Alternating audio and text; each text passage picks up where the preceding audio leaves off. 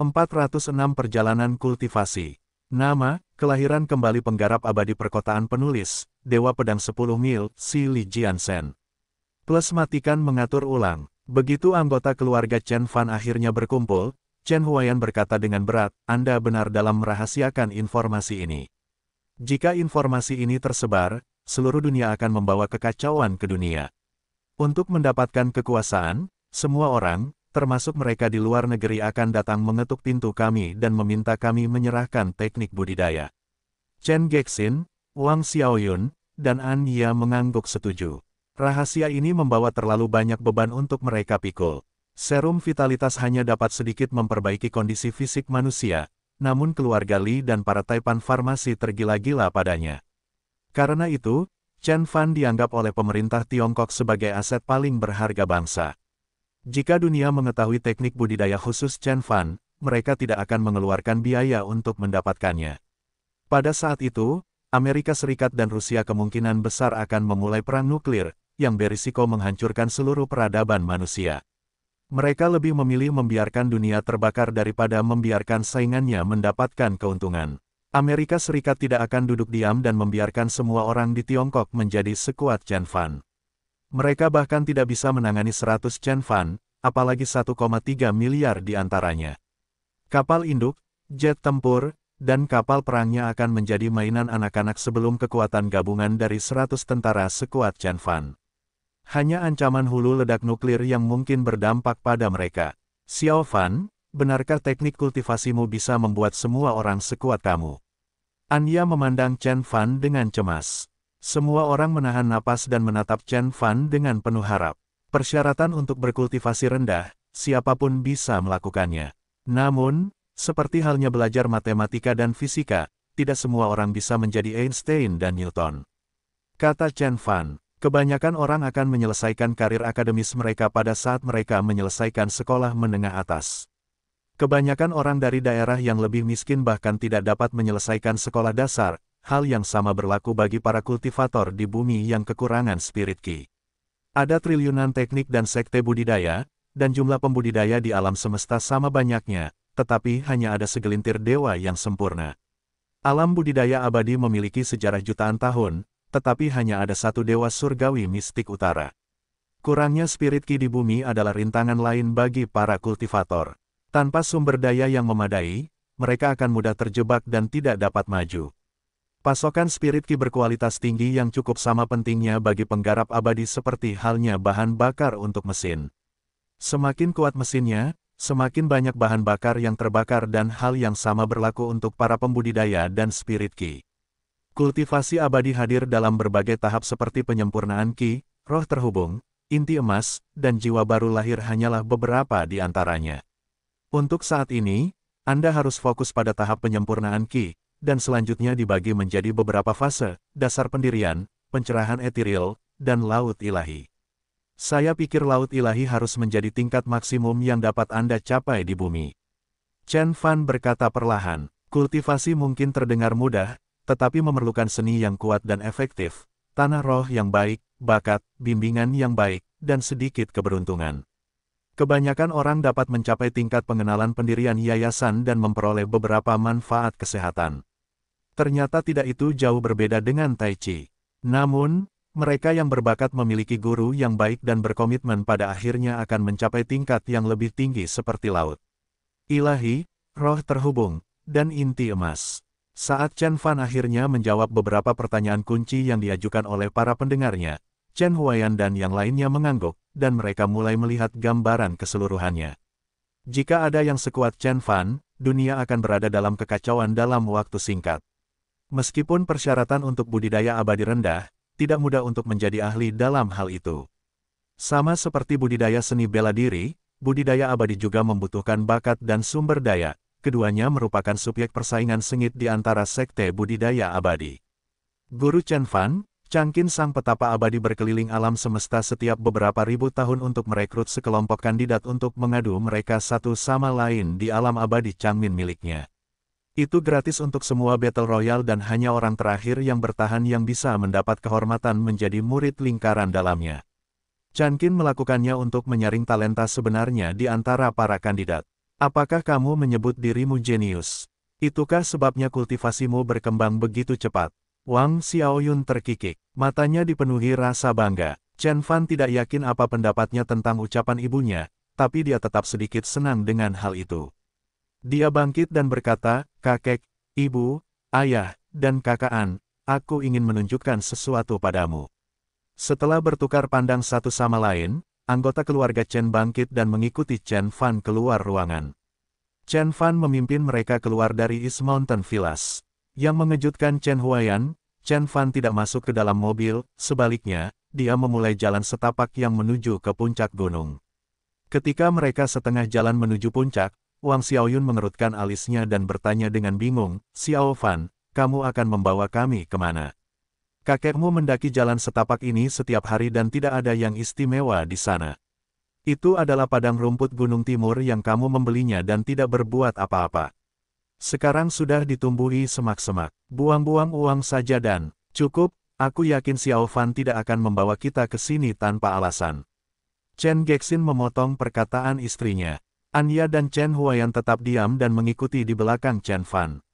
Ketika mereka akhirnya mencapai puncak utama Gunung Timur tepat di atas padang rumput Gunung Timur, mereka melihat sebidang tanah tandus yang dipenuhi semak-semak kerdil melalui selubung kabut yang melayang di atas tanah. Semua orang memandang Chen Fan dengan bingung. Mengapa Chen Fan membawa semua orang ke sini? Chen Fan menjawab tatapan penasaran mereka dengan ketukan lembut di tanah. Lalu dia mendengus. Tiba-tiba, guntur yang dalam bergemuruh di kejauhan dan kabut mulai bergolak. Setelah kabut hilang, East Mountain Meadow akhirnya menampakkan wujud aslinya kepada semua orang. Ya Tuhan, Wang Xiaoyun dan Anya menutup mulut mereka untuk menahan tangis. Kilatan keterkejutan juga melintas di wajah Chen Huaiyan dan Chen Gexin saat rasa tidak percaya muncul di mata mereka. East Mountain Meadow ditutupi di bawah kubah azure yang berkilauan dengan tetesan hujan kecil berwarna biru sehalus dan selembut bulu kelinci memenuhi ruang di dalamnya. Semuanya memiliki kualitas seperti mimpi yang mengingatkan pemirsa akan negeri dongeng dalam imajinasi masa kecil mereka.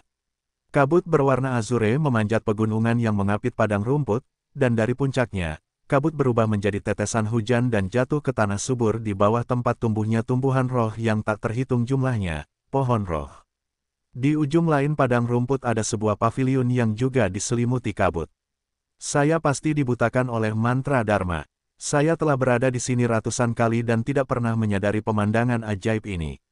Ini benar-benar menakjubkan. Chen Huaiyan menahan keterkejutan dan ketidakpercayaannya dan menggelengkan kepalanya. Kakek, inilah sebabnya aku membutuhkan East Mountain Meadow. Aku menanam obat roh di sini, kata Chen Fan sambil memberi isyarat kepada semua orang untuk mengikutinya. Ayo pergi dan lihat gua tempat tinggalku. Apa? Semua orang tercengang dengan saran Chen Fan. Wang Xiaoyun bertanya, Nak, ini jurang terjal, bagaimana kami bisa sampai ke sana? Kami tidak bisa terbang sepertimu.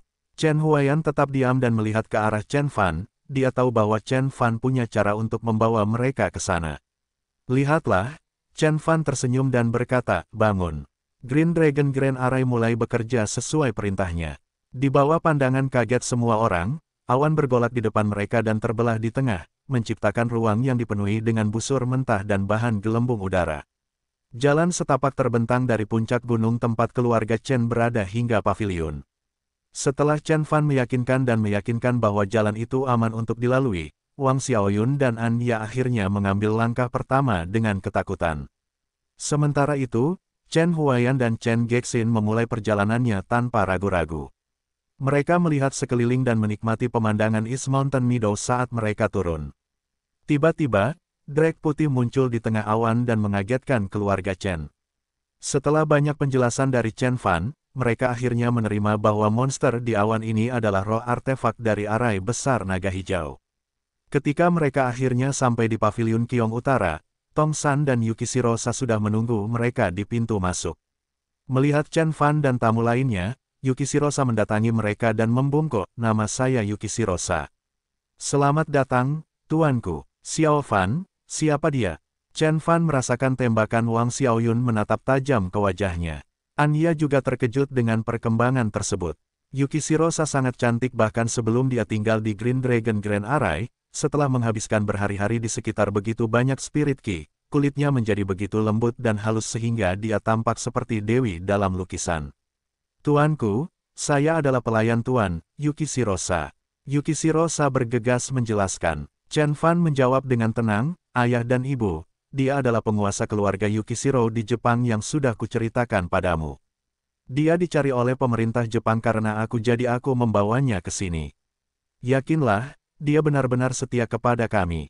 Mendengar penjelasan Chen Fan, tatapan mata Wang Xiaoyun menjadi lebih lembut, tetapi secercah kecurigaan masih muncul di matanya.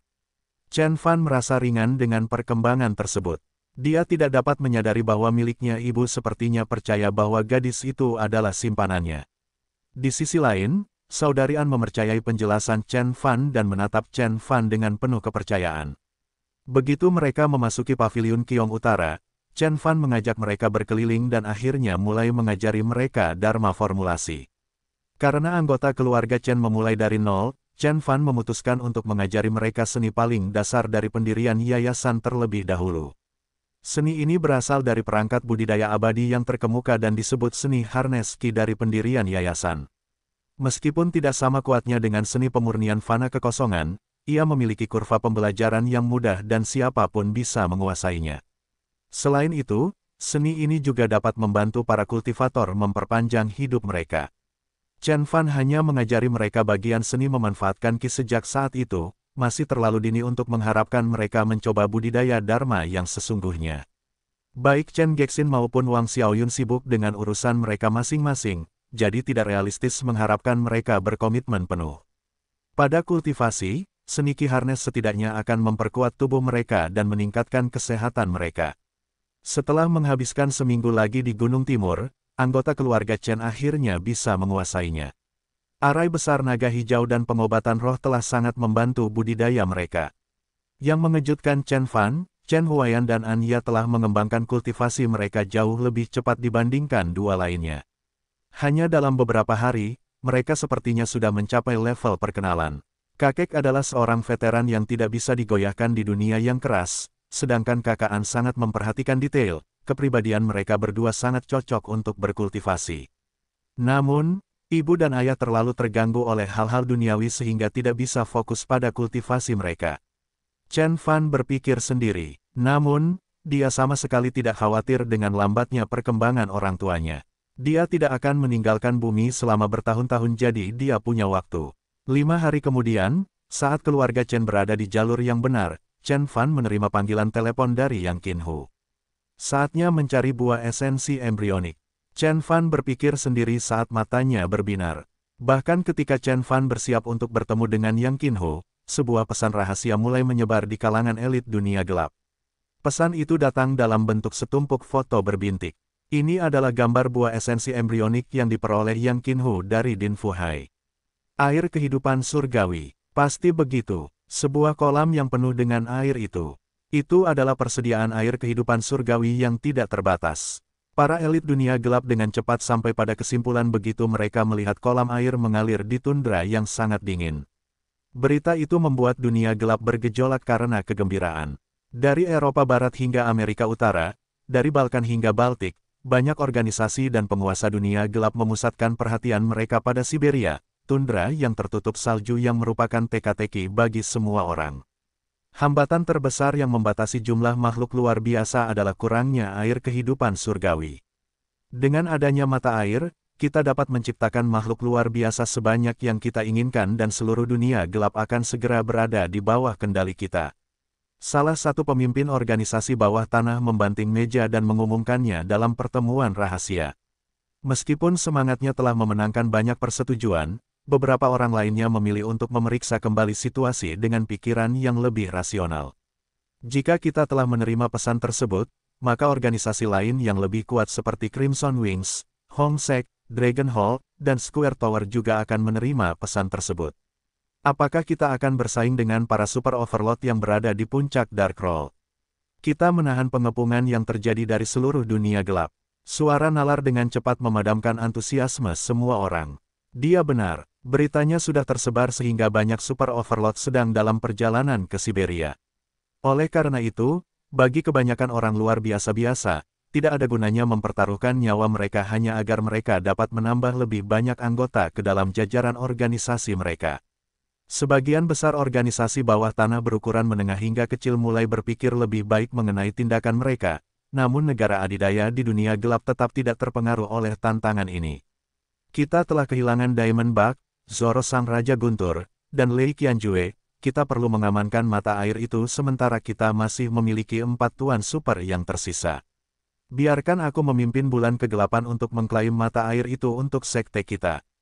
Dengan air surgawi dari hidup, sekte kami akan pulih dari kekalahan 3 underboss hanya dalam beberapa tahun. Seorang pria Tionghoa kurus berambut membanting meja dan mengumumkan dengan penuh semangat.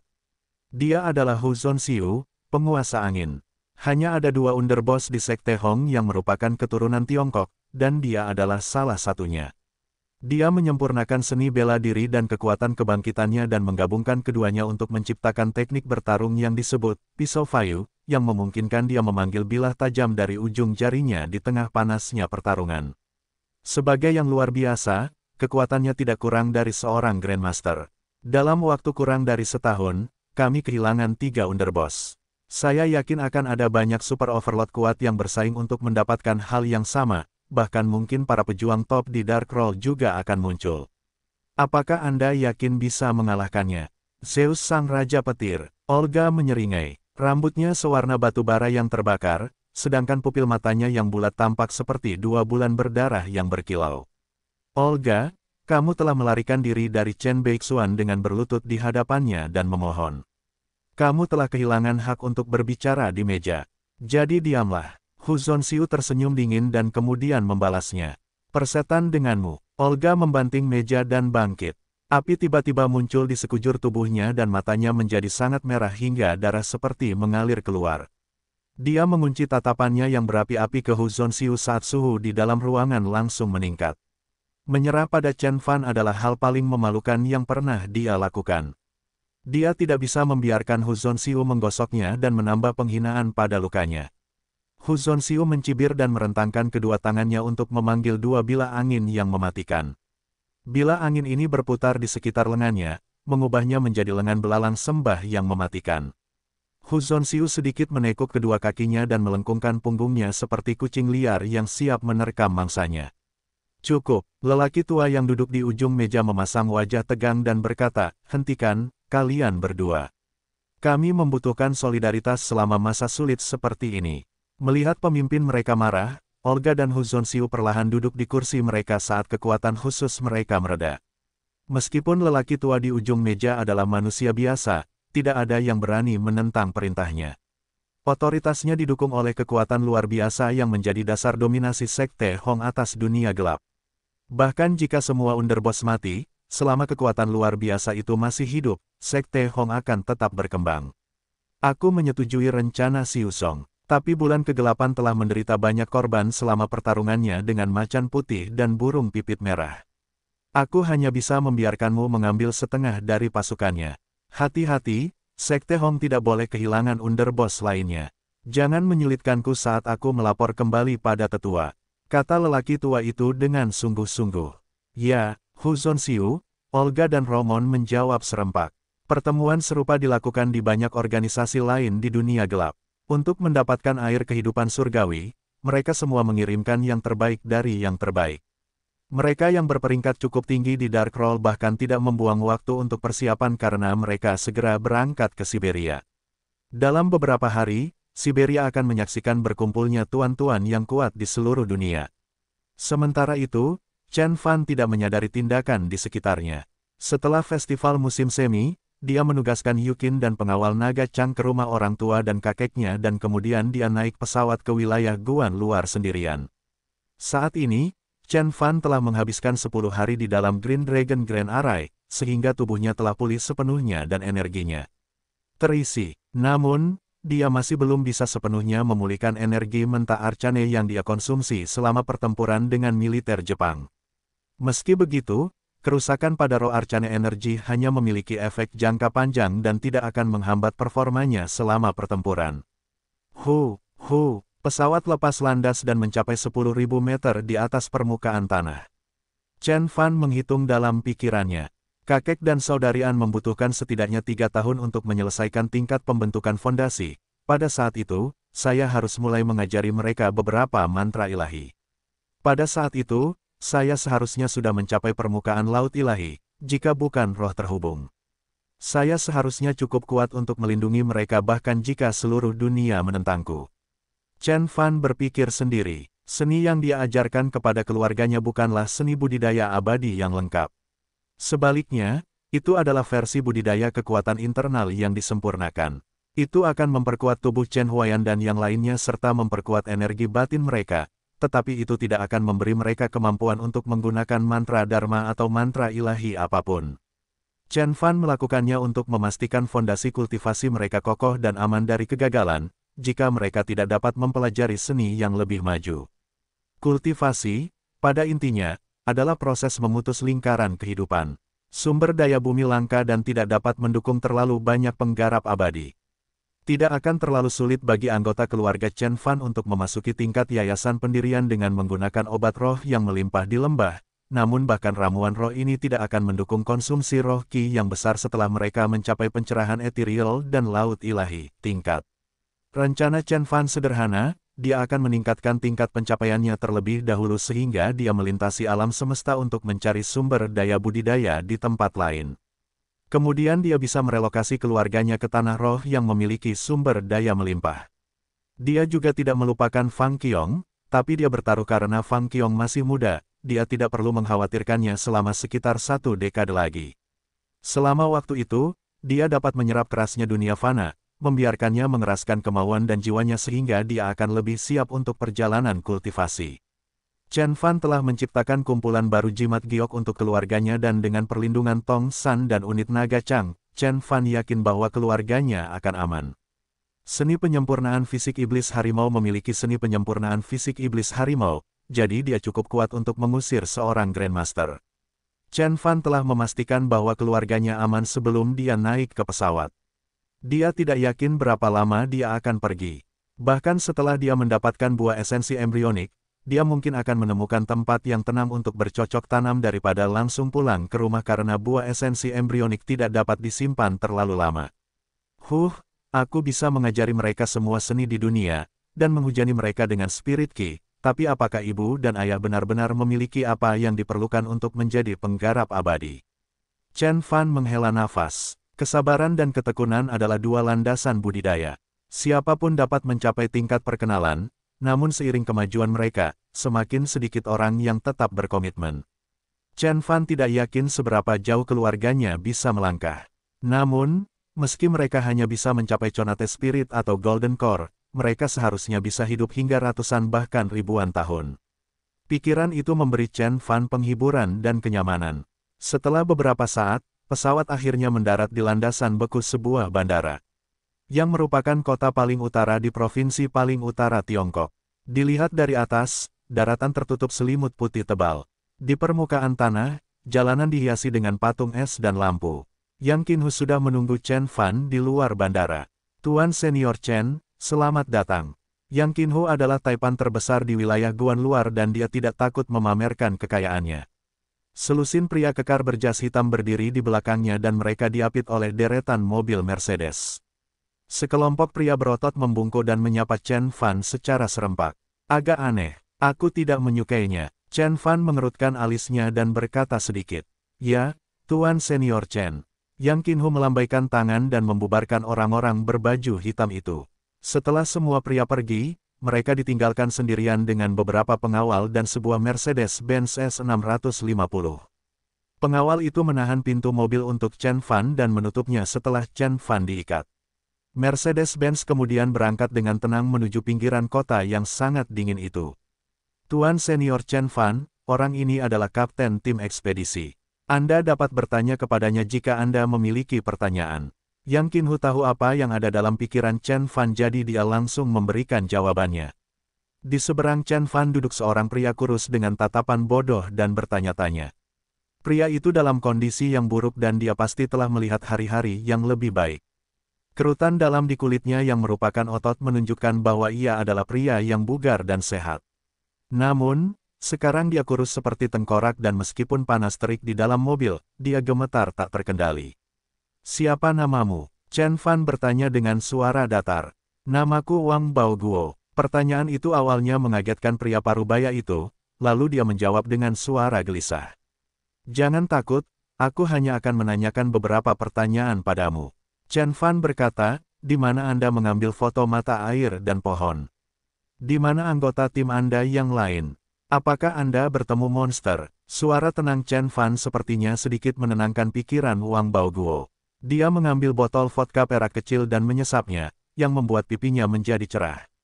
Dia menggosok kedua tangannya dan berkata, kami menemukannya di sebuah lembah jauh di dalam Siberia. Kami ditugaskan oleh bos Fu Hai Group. Dia ingin menjelajahi ladang dan tambang minyak baru di Rusia karena biaya operasinya yang murah, kata Wang Baoguo. Tim ekspedisi kami memiliki selusin anggota, semuanya dipersenjatai untuk mengusir hewan liar seperti beruang dan harimau. Orang yang bertanggung jawab atas keamanan adalah wakil kapten saya. Dia adalah seorang penembak jitu yang baru saja pensiun dari militer. Saat kami mengetahui tentang itu musim semi, kami sangat gembira. Kami pikir kami telah menemukan mata air ajaib yang dapat memberi kami keabadian, tapi... Bahkan ketika dia mengatakan itu, kilatan kepanikan muncul di mata Wang Baoguo. Bibirnya bergetar saat dia mulai gemetar lagi. Seperti yang kubilang, kami sangat gembira pada awalnya. Tapi, ada monster, mereka menyerang kami. Petik 2. Monster macam apa? Chen Fan melanjutkan. Kami tidak bisa melihatnya. Wang Baoguo tersenyum masam. Badai salju telah menghalangi pandangan kami. Saat itu juga malam, jadi kami hanya melihat bayangan yang bergerak lebih cepat dari apapun yang pernah kulihat. Setiap kali bayangan gelap melewati kami, salah satu anak buahku akan menghilang ke dalam kegelapan. Pada akhirnya, wakil kapten harus mengorbankan dirinya agar saya bisa keluar dari sana dengan foto-foto yang kami ambil. Ingatan itu membuat ekspresi sedih di wajah Wang Baoguo. Dia mengepalkan tangannya erat-erat dan memukul pahanya dengan penuh penyesalan. Aku seorang pengecut. Sun besar telah menyerang monster-monster itu dengan pisau saku sementara aku memutar ekorku dan melarikan diri. Aku tidak bisa kembali. Aku minta maaf, aku sangat menyesal. Melihat Wang Baoguo menangis, Chen Fan menggelengkan kepalanya. Chen Fan menyadari bahwa bukan ekspedisi tersebut yang berdampak buruk pada kesehatannya, melainkan rasa bersalah yang tak tergoyahkan dalam hati nuraninya. Yang Qinhu akhirnya memecah kesunyian dan berkata, Guru Senior Chen, saya telah berbicara dengan Baoguo secara mendetail tentang monster. Dia memberitahu saya bahwa meskipun dia tidak dapat melihat bentuknya, dia tahu mereka sangat cepat, memiliki serigala seperti melolong dan mereka tampak berjalan dengan kaki belakangnya seperti kera. Katanya, dia juga melihat sekilas mata mereka, dan matanya merah darah. Panggilannya cepat, seperti serigala, bentuknya mirip kera, dan matanya berdarah. Chen Fan mengerutkan alisnya dan merenung. Bukan binatang apapun yang bisa dia ingat secara langsung, tapi dia telah melihat terlalu banyak binatang aneh untuk mengingat semuanya. Bumi dulunya penuh dengan spirit ki dan segala jenis binatang buas dan tak terbayangkan berkeliaran di daratan. Kemungkinan salah satu dari binatang roh itu selamat dari kekurangan roh ki. Informasi itu belum cukup, tapi itu tidak masalah. Aku bisa menghancurkan monster manapun. Chen Fan berkata dengan ringan. Sebagai reinkarnasi dari kultivator agung di ambang transendensi kesengsaraan, Chen Fan dipenuhi dengan keyakinan dan keyakinan. Dia telah bertarung dalam pertempuran yang tak terhitung jumlahnya dan tidak pernah dikalahkan. Apa arti beberapa monster kecil baginya? Itulah yang sudah lama kutunggu-tunggu. Yang Qinhu tertawa terbahak-bahak. Dia sudah lama mengetahui lokasi persis di mana foto-foto itu diambil tetapi tidak ingin pergi keluar sana karena takut akan monster mematikan. Meskipun dia adalah seorang Grandmaster seni bela diri, dia takut akan hal yang tidak diketahui sama seperti manusia biasa. Namun, Chen Fan bukanlah manusia biasa jadi dia sama sekali tidak takut. Namun, betapapun kuatnya monster-monster itu, mereka jauh dari kekuatan tentara modern dan jet tempur F-15. Mereka berdua menemukan tempat untuk bermalam dan menuju tujuan mereka di pagi hari. Karena Yang Qinhu mengetahui di mana lembah itu berada, dia telah memetakan jalur yang aman dan cepat di peta sehingga mereka dapat berkemas dengan ringan dan bergerak cepat. Mereka berdua adalah seniman bela diri yang kuat dan bahkan salju setinggi lutut tidak memperlambat mereka. Di sisi lain, manusia biasa seperti Wang Baoguo paling banyak bisa menempuh jarak beberapa puluh mil dalam sehari jika dia beruntung.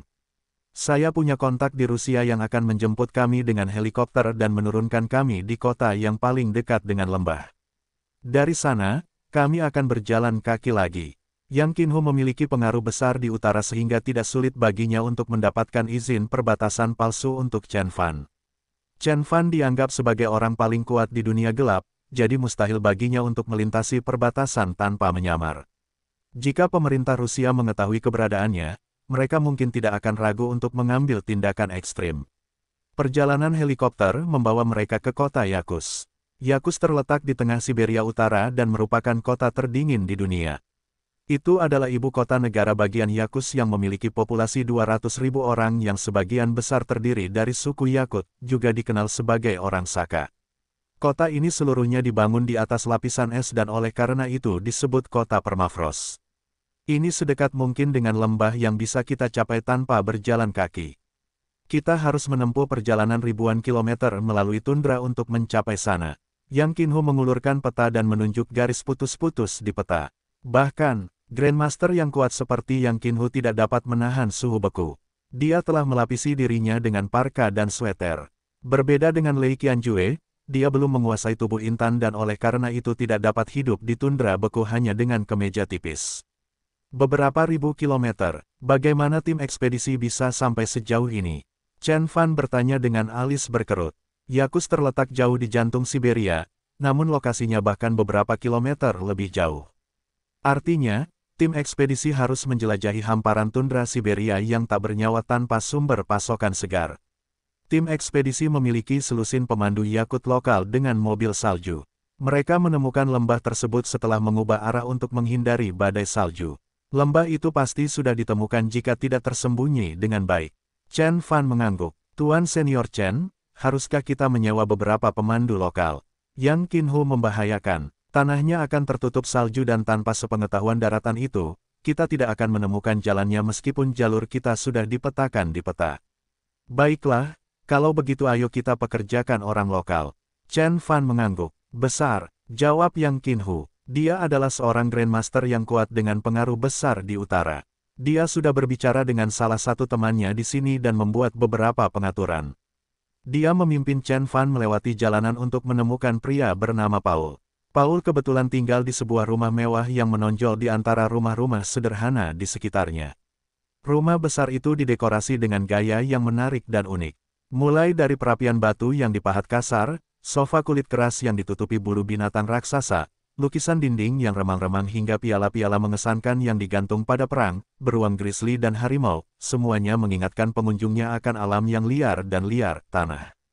Hei, Paul, sahabatku, lama tidak bertemu, kamu pasti bosan setengah mati jika berada di antah-berantah.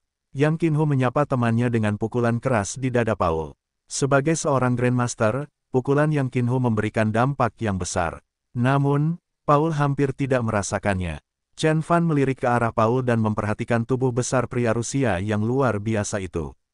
Dia memiliki rambut acak-acakan dan janggut lebat yang menyembunyikan ekspresinya. Meskipun tubuhnya yang kekar terkoyak, Chen Fan tidak merasakan kekuatan internal apapun di dalam dirinya, tetapi ada gelombang energi yang tidak salah lagi datang dari garis darah yang terbangun, membuatnya sekuat tank.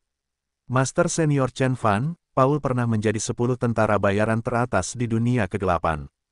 Nama panggilannya adalah Beruang Perang. Dia telah bertemu dengan tuan yang kuat di Dark Roll dan anak bersenjata ini dapat melarikan diri tanpa terluka. Tapi setelah itu, dia pensiun kembali ke rumah dan tinggal di sini sejak saat itu. Kami sendiri mengenal satu sama lain ketika saya masih menjadi tentara bayaran. Kata Yang Qinhu. Lalu dia memperkenalkan Chen Fan kepada pria besar itu. Ini adalah guru senior Chen Beixuan. Bixiang Chung. Aku belum pernah mendengar tentang dia.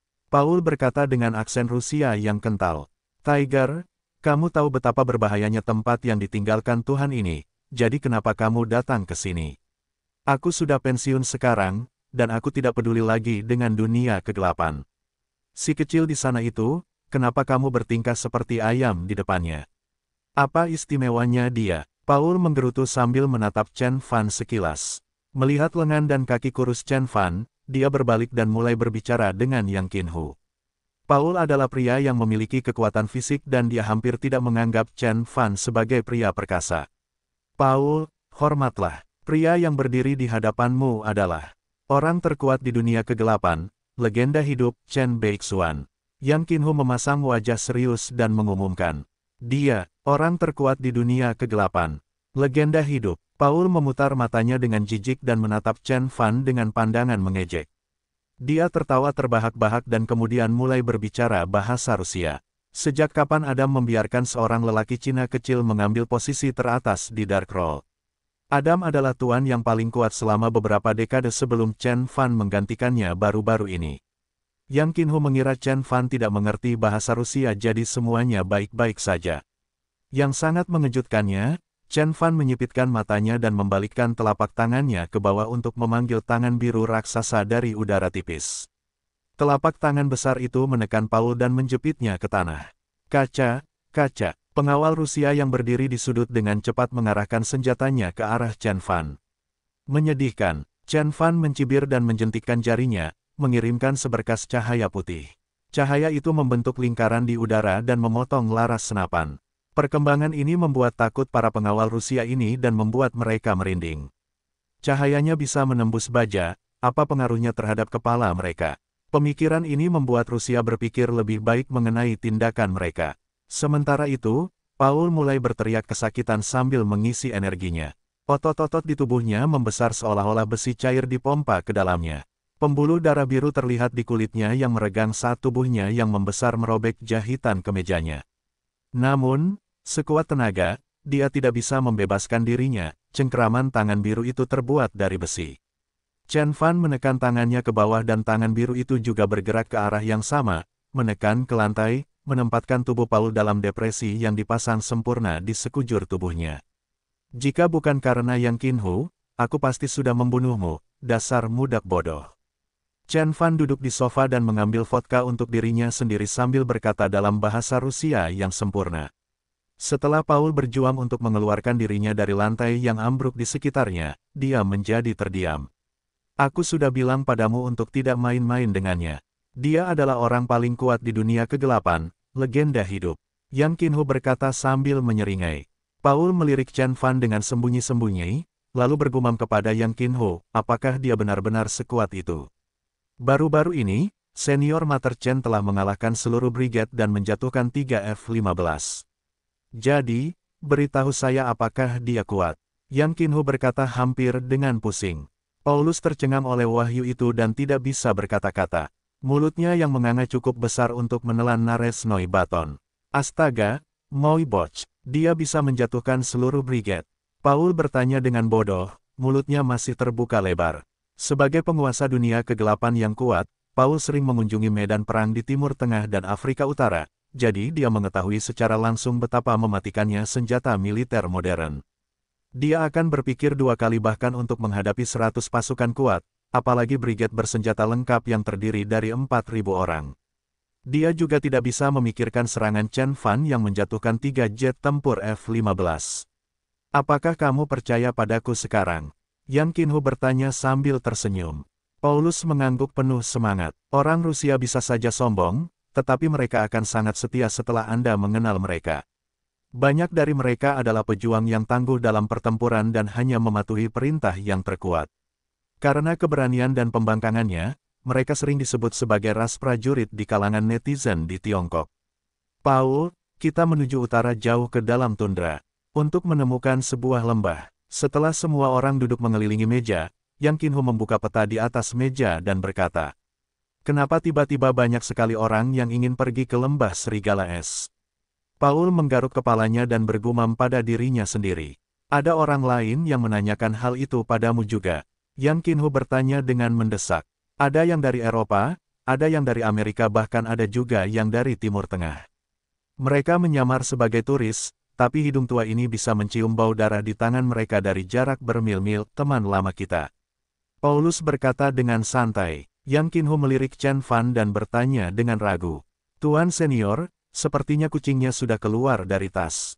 Apa yang harus kita lakukan? Tidak masalah, lembah itu dalamnya beberapa kilometer, bahkan helikopter pun tidak bisa turun ke sana. Ditambah lagi, aku ragu mereka mengetahui lokasi pasti dari kolam tersebut, jadi mereka mungkin harus menghabiskan banyak waktu untuk mencarinya. Jangan khawatir, kami akan baik-baik saja. Chen Fan berkata dengan ringan. Tidak hanya Yang Qinhu yang mengangguk atas kepastian Chen Fan, tetapi juga Paul. Chen Fan adalah orang paling kuat di dunia gelap, jadi tentu saja, para pencari harta karun lainnya bukanlah tandingannya. Kita harus segera berangkat, untuk berjaga-jaga. Chen Fan bangkit. Meskipun Paul tidak ikut bersama mereka, dia menawarkan bantuannya dengan mengirimkan beberapa pemandu dan beberapa pengawalnya untuk ikut dalam perjalanan mereka. Ketika mereka akhirnya memulai perjalanan ke tundra yang membeku, jumlah mereka bertambah menjadi sekitar selusin. Mereka berangkat keluar kota dengan konvoi mobil salju. Tidak lama kemudian mereka sampai di gurun tandus. Pada awalnya, hanya ada sebuah desa kecil setiap beberapa puluh kilometer, tetapi seiring berjalannya waktu ke utara, desa-desa kecil menjadi semakin jarang terlihat. Chen Fan duduk di mobil salju di kursi penumpang dan berkultivasi. Dia terkejut saat mengetahui bahwa spirit Qi jauh lebih melimpah di tundra tak bernyawa daripada di kota. Konsentrasi spirit Qi di tundra telah mencapai hampir setengah dari rata-rata konsentrasi Qi di planet lain. Sebagian besar spirit Qi di sini terdiri dari elemen es dan air yang bagus untuk mantra elemen yang sama tetapi akan sangat menghalangi elemen api dan kayu. Sekarang masuk akal mengapa buah esensi embrionik muncul di sini. Chen Fan berpikir sendiri dengan mata terpejam. Buah esensi embrionik adalah buah roh tingkat tinggi. Chen Fan cukup terkejut saat mengetahui bahwa benda itu masih ada di bumi. Begitu dia mengonsumsi buah esensi embrionik, dia akan segera diangkat ke tahap akhir pencerahan etiril. Begitulah efek ajaib dari buah roh tingkat tinggi. Guru senior Chen Fan, kami telah menempuh perjalanan selama lebih dari 10 hari dan telah berkelana 800 km ke utara dari tempat kami memulai. Lembah itu pasti dekat. Yang Qinhu bangga dengan peta itu membukanya dan berkata, satu-satunya tempat untuk beristirahat adalah sebuah dusun kecil yang berjarak 100 km dari kita. Di sanalah Wang Baoguo mendapatkan perbekalan mereka. Bagaimana kalau kita mampir ke sana untuk mengisi kembali perbekalan dan meregangkan kaki kita? Oh, ada dusun. Pengungkapan itu menarik perhatian Chen Fan. Dia dapat melihat beberapa desa pada beberapa hari pertama perjalanannya dan sekarang, dia tidak melihat sedikit pun aktivitas manusia selama 4 hari. Jadi Chen Fan terkejut setelah dia mendengar bahwa ada pemukiman sejauh ini di tundra. Itu sudah ada di sana bahkan ketika kakekku masih bayi.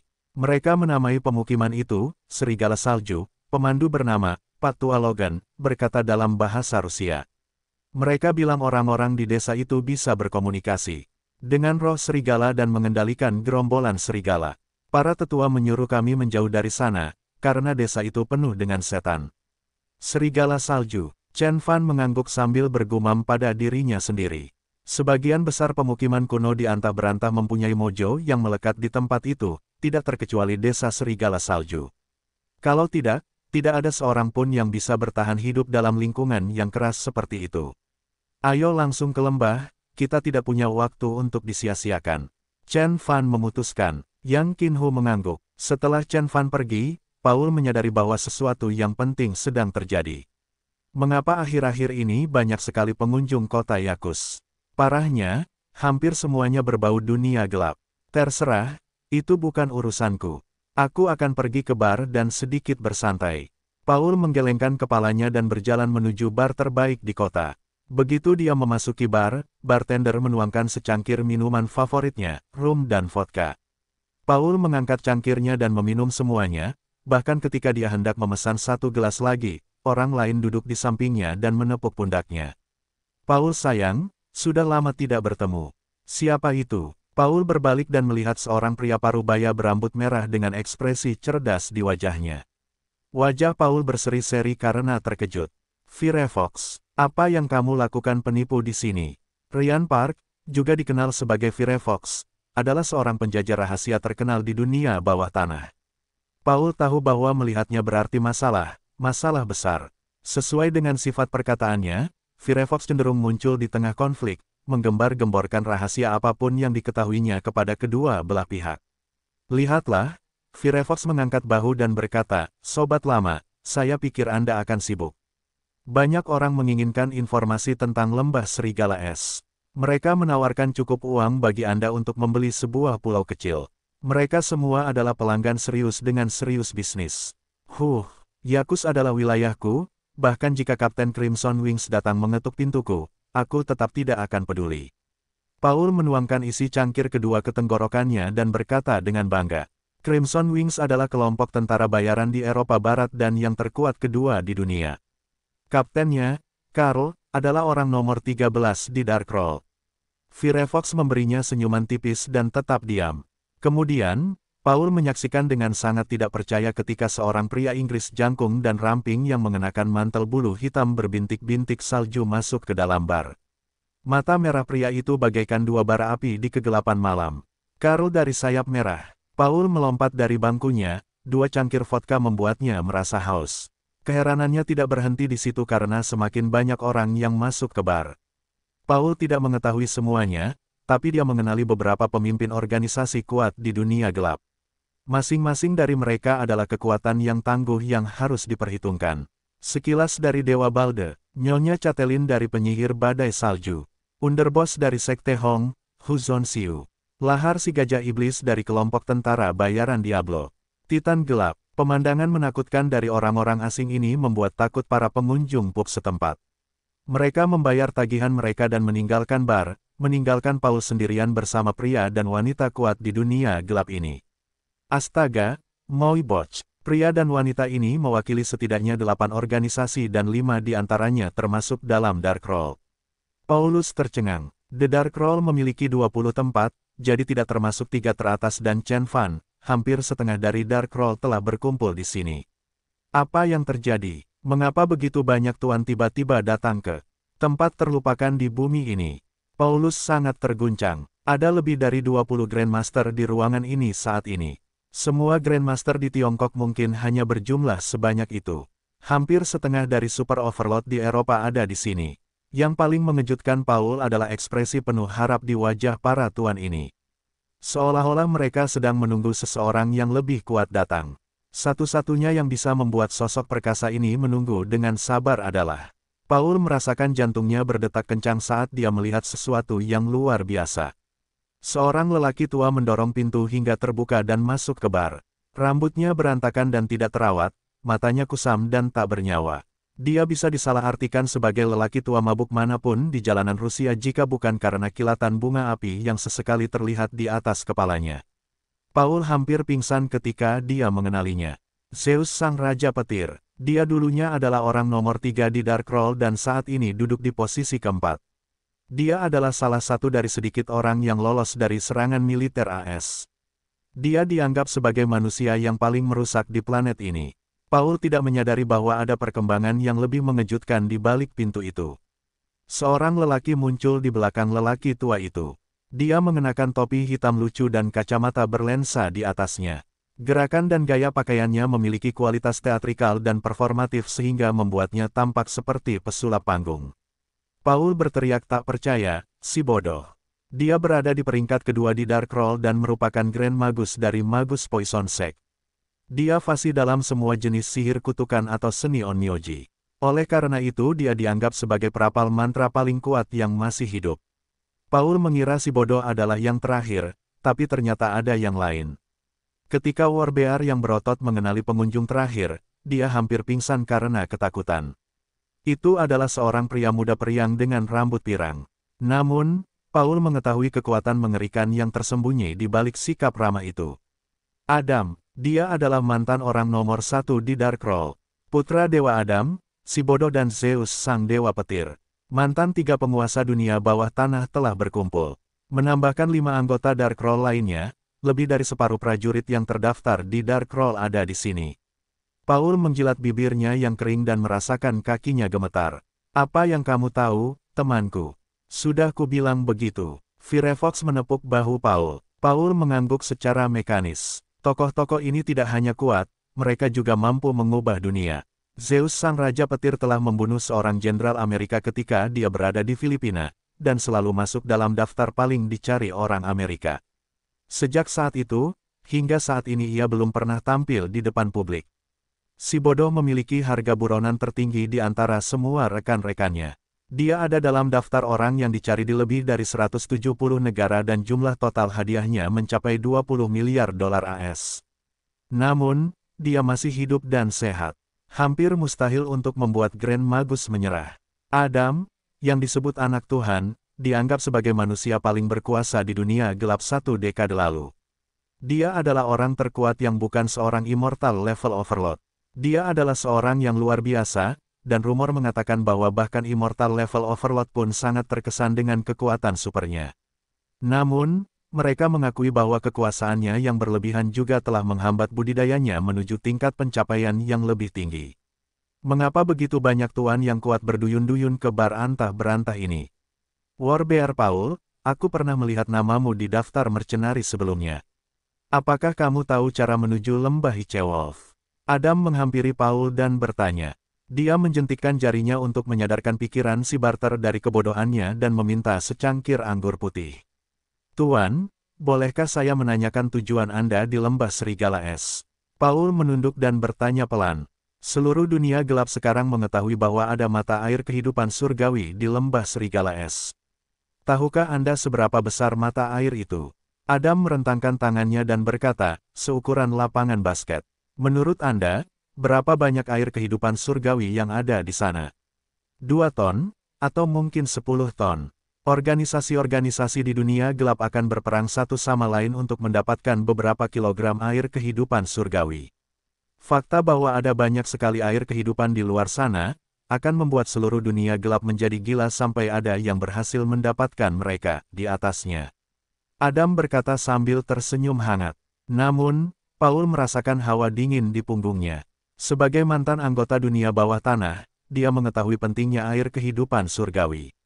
Harganya 10 kali lebih mahal persatuan beratnya daripada berlian. Sial, kedua orang Cina itu juga mengincar air kehidupan surgawi. Paul mengumpat dalam hati, saya dengar 2 teman Tionghoa Anda juga menuju ke sana. Jadi sekarang, bisakah kamu memberitahu kami jalan menuju lembah Serigala Es? Adam memberikan senyuman ramah pada Paul, tapi ada api yang mulai berkobar di matanya. Ya, salah satunya adalah Yang Qinhu. Paul menunduk dan menjawab dengan patuh. Yang Qinhu, aku pernah mendengar tentang dia sebelumnya. Seorang tuan di Tiongkok, bukan? Adam mengangguk mengejek, membiarkan rasa jijik muncul di wajahnya. Dia kemudian melanjutkan, teman kami dari Tiongkok sedang membuka jalan bagi kami. Adam berkata dengan bercanda sementara para tuan lainnya tertawa bersamanya. Yang Qinhu tidak menjadi perhatian sebelum kekuatan gabungan dari begitu banyak super overlord barat. Adam mengangguk dan tidak melanjutkan, mengira Paul tidak akan berani menyembunyikan informasi apapun darinya dalam keadaan ketakutan. Namun, dia tidak tahu bahwa beruang Rusia yang tampaknya berpikiran sederhana itu sama liciknya dengan rubah. Dia berpikir dalam hati, aku ingin tahu bagaimana pertarungan Chen Beixuan dengan Adam dan yang lainnya. Kuharap mereka berdua mati di luar sana. 10 hari kemudian, Chen Fan dan timnya akhirnya tiba di lembah. Para tetua menyebutnya lembah Warg, dan mereka mengaku pernah melihat dewa serigala di sana. Pak Tua Logan memandang lembah dengan ketakutan. Chen Fan melihat ke kejauhan dan melihat pintu masuk lembah berbentuk seperti mulut serigala lapar yang menganga.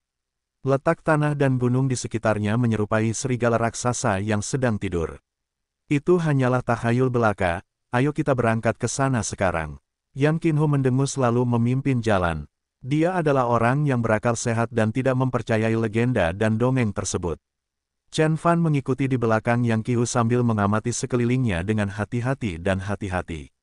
Ada perasaan bahaya yang mengganggu di benak Chen Fan seolah-olah ada sesuatu yang menakutkan mengintai di balik pemandangan biasa. Chen Fan akan terus maju terlepas dari bahaya apa yang ada di depan. Dia tidak bisa melewatkan kesempatan untuk mendapatkan buah esensi embrionik.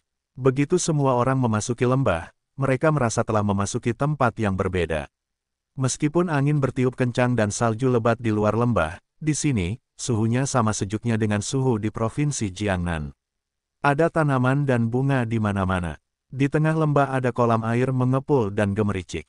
Uap air tersebut melayang ke atas dan berlama-lama di sekitar pinggang pegunungan yang mengelilingi lembah. Di belakang mata air itu ada sebuah mata air kecil setinggi 3 meter. Mata air kehidupan surgawi. Mata Yang Qinhu terpaku pada kolam air yang mengalir. Dia melesat menuju mata air, sudah melupakan monster yang disebutkan oleh Wang Baoguo. Ketika dia sampai di tepi sumur, dia mengambil sebagian air dengan tangannya dan mulai meminumnya. Tuan Senior Chen, ini memang air kehidupan surgawi. Yang Qinhu sangat gembira, dia berbalik dan kemudian berteriak pada Chen Fan. Oke, jawab Chen Fan, tapi fokusnya tertuju pada buah merah dari pohon kecil di belakang mata air. Buah esensi embrionik, akhirnya aku menemukannya. Chen Fan menahan ekspektasinya yang bergejolak dan berjalan ke pohon. Setelah diperiksa dengan cermat, dia memastikan bahwa buah tersebut memang adalah buah intisari embrionik. Senyuman akhirnya muncul di wajahnya. Namun, di sudut matanya, dia melihat sekilas Yang Qinhu yang kecewa datang menghampirinya. Tuan Senior Chen, mata air itu menguap segera setelah saya memindahkannya dari mata air. Kata Yang Qinhu sambil mengulurkan segenggam mata air. Seperti yang dia katakan, air berubah menjadi gumpalan kabut tipis bahkan saat mereka berbicara. Itu normal untuk air roh.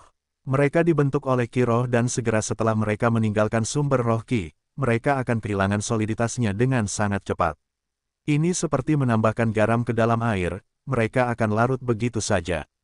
Chen Fan menjawab tanpa basa-basi. Lalu apa yang harus kita lakukan? Yang Qinhu bertanya tanpa daya. Anda bisa menggunakan wadah batu giok untuk memperpanjang efektivitasnya untuk sementara waktu, atau Anda bisa tinggal di sini dan mengolahnya. Chen Fan mengangkat bahu. Chen Fan tidak memberitahu Yang Qinhu metode ketiga, air roh akan tetap utuh jika dia menyimpannya dalam harta karun Dharma pengubah dimensi. Mata air itu tidak berukuran besar, tapi berisi setidaknya 10 ton air roh. Yang Qinhu tidak akan memiliki cukup botol giok untuk menampung semuanya.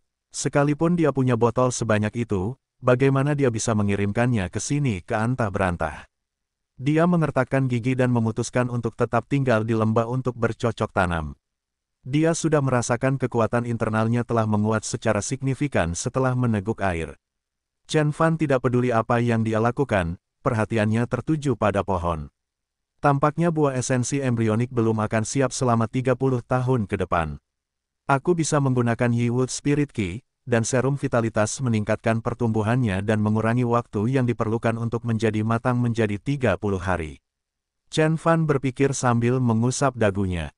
Menunggu selama 30 hari di antah berantah adalah harga kecil yang harus dibayar untuk buah esensi embrionik.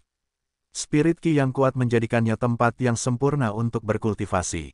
Dengan pemikiran tersebut, Chen Fan memulai karya seninya dan memasukkan Yiwood Spirit Key ke pohon tersebut, kemudian dia mengeluarkan giok kelas tertinggi dari sakunya dan melemparkan arai Dharma di sekitar pohon.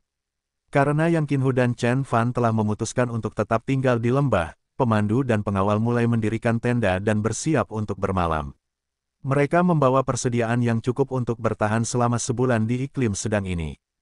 Chen Fan juga telah melemparkan arai Dharma di pintu masuk lembah untuk memperingatkan mereka akan adanya penyusup. Setelah Chen Fan melakukan semua itu, dia duduk di bawah pohon dan mulai berkultivasi.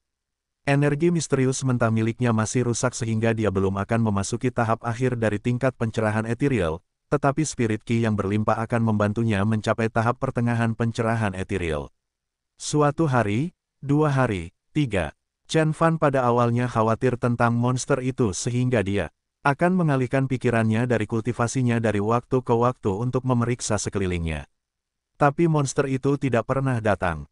Setelah beberapa saat, dia tidak lagi repot-repot memeriksa dan menjadi asyik berkultivasi. Ada begitu banyak Spirit Key di sini sehingga konsentrasinya 10 kali lebih besar daripada di Green Dragon Grand Array. Chen Fan membuka setiap pori di tubuhnya untuk menyerap Spirit Key sebanyak mungkin. Angin puyuh biru tiba-tiba muncul di atas kolam, menarik Spirit Key ke dalam corongnya dan menantangnya ke dalam tubuh Chen Fan. Saat esensi sejati terisi perlahan di dalam tubuh Chen Fan, dia maju menuju tahap akhir pencerahan ethereal secara perlahan tapi pasti. Meskipun Yang Qinhu berharap dia bisa menyerap Spirit Key di udara dengan kecepatan yang sama seperti Chen Fan, yang bisa dia lakukan hanyalah menyesap mata air itu dari waktu ke waktu. Meskipun metodenya kasar dan sederhana, tingkat pencapaiannya juga meningkat pesat. Tingkat peningkatan Chen Fan jauh lebih cepat daripada Yang Qinhu. Jumlah Spirit Key yang dia serap lebih dari apa yang bisa diperoleh Yang Qinhu dalam sebulan. Hari ke-8, 9, 10. Pada hari ke-10, Chen Fan tiba-tiba mendengar ledakan besar. Dia membuka matanya dan melihat ke pintu masuk. Arai Dharma yang dia tempatkan di sana telah hilang dan sekelompok pria dan wanita berpenampilan aneh menerobos masuk ke dalam lembah. Para penyusup ini sangat gembira ketika mereka melihat air roh. Mereka berteriak dalam berbagai bahasa. Mata air kehidupan surgawi. Ini nyata. Oh, tuanku, ini cukup untuk membangkitkan banyak makhluk luar biasa. Sialan kamu, ini semua milikku, milikku, kataku. Para penyusup ini sepenuhnya mengabaikan Chen Fan dan Yang Qinhu dan memusatkan perhatian pada mata air. Saat ini, Yang Qinhu juga mendengar keributan itu. Dia berjalan ke arah Chen Fan dengan ekspresi berat di wajahnya. Siapa mereka? Chen Fan menyipitkan matanya. Dia bisa merasakan energi yang kuat pada pria dan wanita ini. Dari semua orang asing, Chen Fan memperhatikan ketiganya memiliki kekuatan luar biasa sebesar Takemiya Hero, jika tidak lebih. Ini adalah penguasa dunia gelap. Yang Qinhu berkata dengan ekspresi muram. Bahkan ketika Yang Qinhu hendak mengatakan lebih banyak, seorang pria menyerbu ke arah mereka, berteriak, dasar monyet kuning. Brengsek, mata air itu milik dunia gelap bagian barat.